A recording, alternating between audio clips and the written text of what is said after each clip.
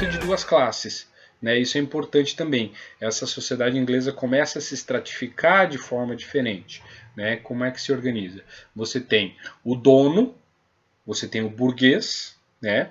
Que é o dono dos meios de produção, o dono das indústrias, o dono das máquinas, o dono das terras, dos bancos, né? Você tem o dono do dinheiro, e em outra ponta da pirâmide você tem o proletário, você tem o trabalhador, aquele que vende a sua força de trabalho. Né? Então são duas classes antagônicas que vão surgindo aí nessa sociedade da Revolução Industrial. Né? E aí, a partir do século XVIII, essa burguesia vai impor cada vez mais a sua influência em toda a sociedade, né, europeia e também fora da Europa. E você tem o trabalhador que vende a sua força de trabalho, o proletário que vende a sua força de trabalho em troca de um salário. Né? Então você tem essas duas classes antagônicas aí. Na Inglaterra da Revolução Industrial, você tem essa segunda classe dos trabalhadores, a grande maioria delas, né, composta por operários das fábricas e também composta por trabalhadores nas minas de ferro e carvão. Né? Então você tem esses três principais grupos aí de proletários, né? Operários das fábricas, minas de ferro e minas de carvão. E aí, cada vez mais, conforme essa Revolução Industrial vai andando, cada vez mais as relações e a divisão social entre burguesia e proletariado, elas vão se tornando cada vez mais intensas, né? E as diferenças entre esses dois grupos são cada vez mais intensas também. Separei uma outra citação aqui, e aí a gente pode comentar um pouquinho a respeito disso também. Quanto às grandes massas da classe operária, o estado de miséria e incerteza em que vivem agora é tão duro quanto antes. Ou mesmo pior. O East End de Londres é um pântano cada vez mais extenso de miséria e desespero irremediável, de fome nos períodos de desemprego e de desagregação física e moral nas épocas de trabalho. Né? Essa citação é tirada dos escritos de Marx e Engels. Né? Essa obra data de 1885, né? Então no auge da Revolução Industrial. E a gente precisa colocar, né, esses dois pensadores, influenciadores do pensamento socialista também nesse contexto da Revolução Industrial. Né? Então, por que ele vai desenvolver essa tese do socialismo, do comunismo e tudo mais? Porque eles estão nesse cenário de completa exploração do trabalho, né, por parte dessa burguesia, né, na Revolução Industrial. Né? Então esse é o contexto, diferente um pouco, né, depois das transformações que vêm lá do século XX e tudo mais. Então a gente sempre tem que colocar o autor no seu contexto, ok?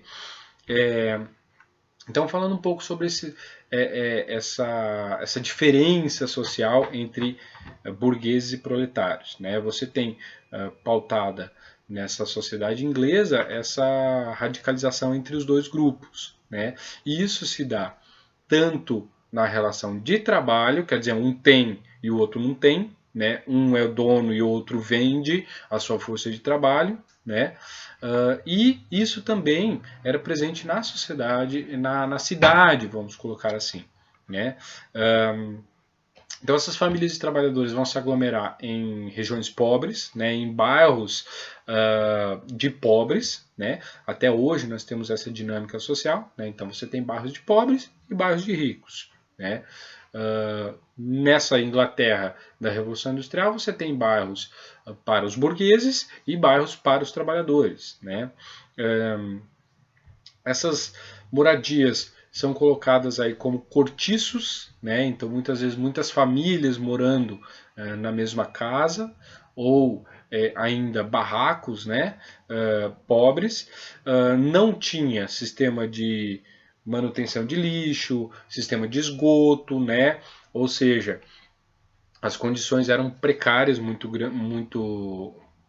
precárias. né? Muitas dessas casas não tinham latrina, né? Não tinham vaso sanitário, banheiro, como a gente conhece hoje. Existe uma média, por exemplo, na cidade de Manchester, na Inglaterra, aí no século meados do século XIX, você tinha uma média de 2 latrinas para cada 250 pessoas, né? E na cidade de Ashton, não sei se pronuncia assim, né? Mas você tinha 2 latrinas para cada 50 famílias, né? Então é uma condição muito precária de vida desses trabalhadores, né? Nos quintais desses cortiços ou, né, em um quintal próximo, tinha uma tina, né, um recipiente ali grande onde se colocavam os dejetos dessas famílias para serem esvaziados no dia seguinte, né? Então era algo bem degradante assim a vida dessas pessoas. E é claro que isso contribuía muito para a transmissão de doenças, né, essas condições precárias de higiene que essas pessoas viviam, né? Então isso isso é bastante importante da gente detalhar, né? As condições que esses trabalhadores viviam eram muito ruins. Então essa organização espacial das cidades inglesas na Revolução Industrial, né, ela vai ser bastante importante para a gente compreender qual que é o status social deste proletário e o status social dessa burguesia, né? E aí eu separei aqui para a gente observar, né, que isso ainda está presente hoje. Eu peguei especificamente da Inglaterra, né, para a gente perceber isso. Você tem, encontrei um lugar na Inglaterra chamado The Bishop Avenue, que é uma rua muito cara, né, em Londres, e você vai pagar 6 milhões de libras em uma casa nesse lugar, né? Então o que, que é isso? É um lugar extremamente estruturado, extremamente valorizado, né? Para aonde só para a gente exemplificar, né? Então onde essa burguesia vivia, né? Nesse lugar. E aí ao contrário você tem lugares extremamente precários, sem saneamento básico, com esgoto a céu aberto e tudo mais, ainda hoje ao redor de todo mundo, né? Então essa configuração da organização de lugar de gente rica e lugar de gente pobre, lugar de dono e lugar de trabalhador, ela não é de hoje, né? Ela remonta a esta revolução industrial. Né?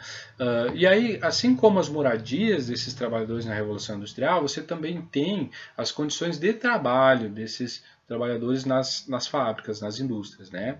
E aí fica a sugestão para a gente compreender um pouco melhor esse contexto aí, tem 2 filmes que eu vou sugerir para vocês. Né? O primeiro é Oliver Twist, né, que é um filme que vai mostrar um órfão, né, a história do órfão, do Oliver Twist, que é bastante interessante, que ele está bem nesse contexto da Revolução Industrial, e você tem um filme que ele vai se passar um pouco depois, mas ele traz um pouco dessa impressão do trabalhador na fábrica, que é Tempos Modernos de Charlie Chaplin, né? Então eu vou colocar o link dos trailers aqui na descrição do vídeo para vocês assistirem, né, quem tiver interesse e tudo mais, para a gente entender um pouco desta revolução industrial aí, né? Mas vamos lá, as condições de trabalho dos trabalhadores, né? Então, assim como nas casas, eram muito precárias nas fábricas também, né?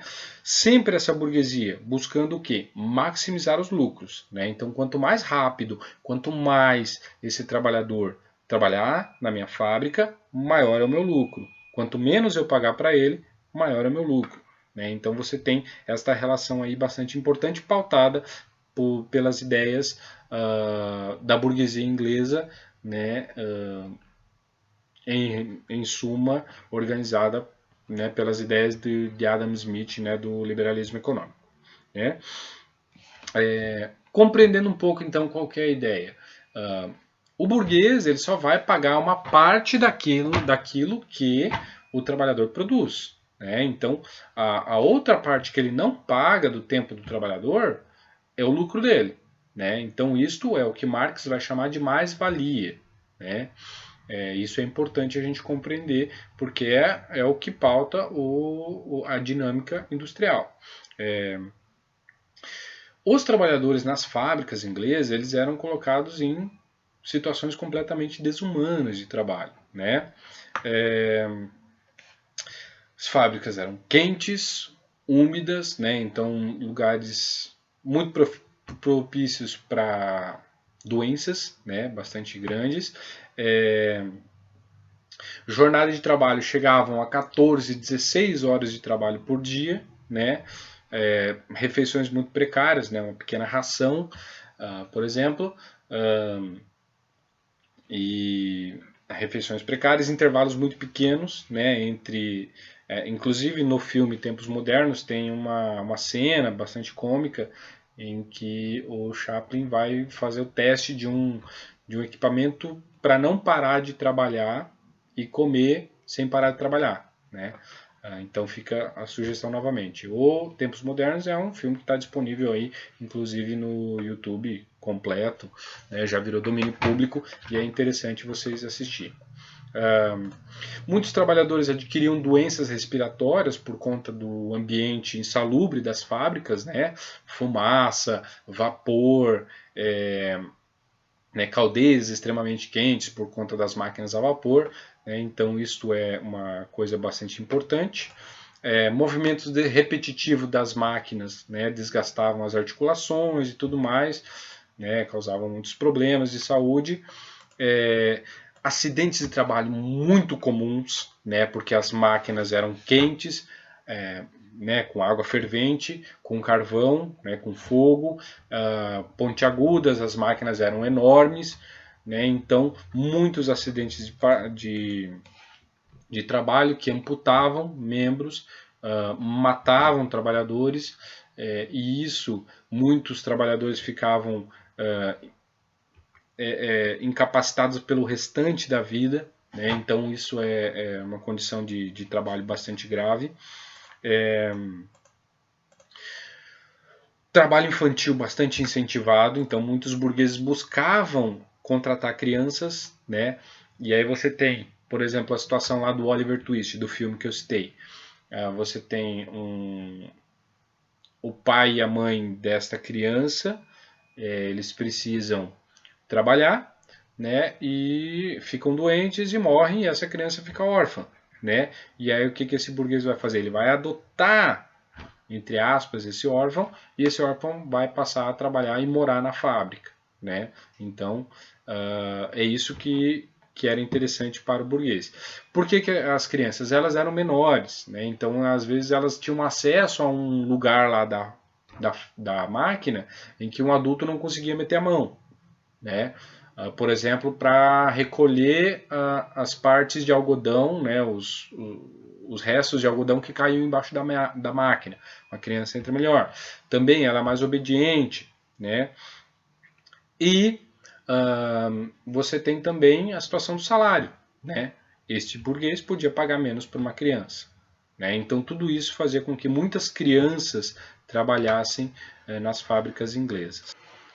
Esse trabalho de crianças é bastante interessante. Por exemplo, eu separei aqui uma lei, né, que é a lei de 1819, aprovada pelo parlamento inglês, né, que é Cotton Factories Regulation Act, né, de 1819, que ela vai estipular a idade mínima de trabalho nas fábricas de 9 anos, né, então abaixo de 9 anos não podia trabalhar nas fábricas, e o máximo da jornada de trabalho de 12 horas por dia.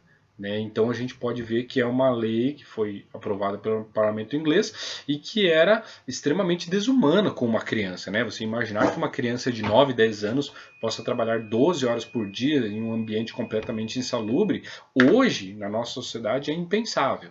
Né? Mas era a realidade da Revolução Industrial.